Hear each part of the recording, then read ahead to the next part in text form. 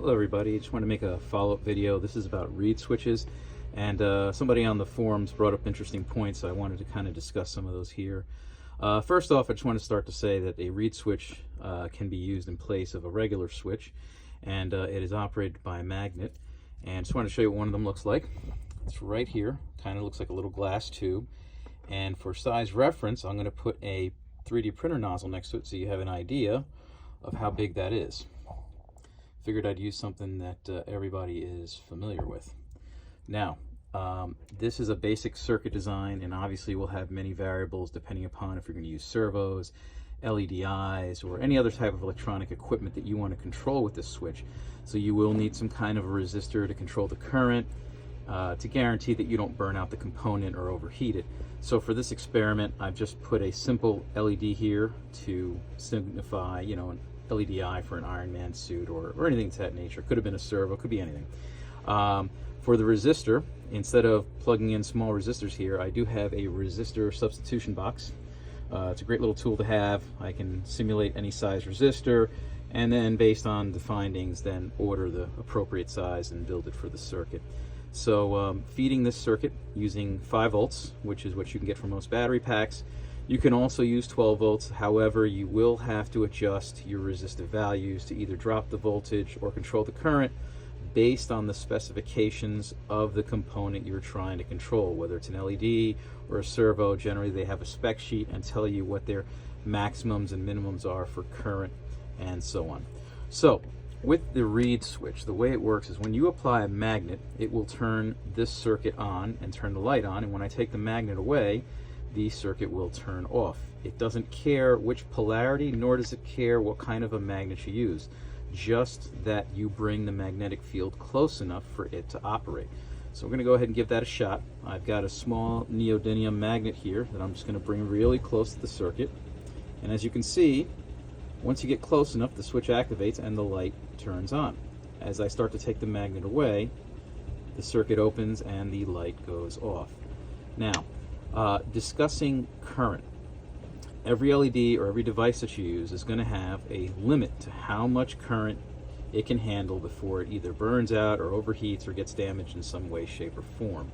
That's where resistors come in. Resistors help dissipate and control the current. They can dissipate heat as well as control the flow of current and how much is allowed to flow into that particular device. So for this particular LED, I wanted to set a value of approximately anywhere from 15 to 20 milliamps, which is the maximum it can handle. There are many calculators online that help you figure out these resistive values, so I'm not going to go into that in this video. So suffice it to say, the value of resistance I chose for this LED was 100 ohms. And at 100 ohms, we get the max brightness of this LED without running the risk of running too much power to it or overheating it. And if you have a digital meter, you can check in real time how much current is being drawn by this LED, and I'll show you here. So right now, this LED is drawing 17.15 milliamps, which is under the 20 milliamp maximum that I have set. I can drive this circuit without an LED, without a resistor going to the LED, but then I run the risk of drawing too much power and damaging this LED, having it burn out prematurely or overheat, etc. You can also use a resistor as an additional tool. Maybe you don't want the LED as bright, you want to dim it down. In that case, you can increase the resistive value, and let's go ahead and give that a shot. Turn this up a little bit here, and we'll watch what happens now when I turn this light on. Notice it is much dimmer in effect. So there is a relationship here. The more resistance that you have, the less current you're going to get, i.e. the less luminance you'll get from this LED. And if it was a servo, it'd have less torque, and so on and so forth. So it's very important, whatever component you're using, to see what its limitations are and stay within those confines when picking a resistive value.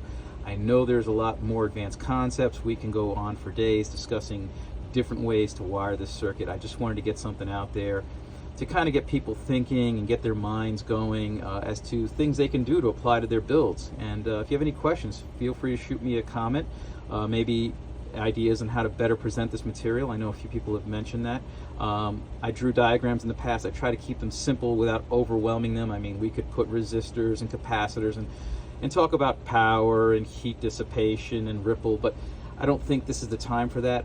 Everybody's got a varied skill set, just trying to get the ideas going. And if there are more advanced people, please chime in, or if you have questions, we can build upon it, but just kind of trying to get a foundation out there. So again, hopefully this helps. This is a reed switch, and one more time, you bring the magnet in, switch comes on and powers the LED, take the magnet away and it goes off.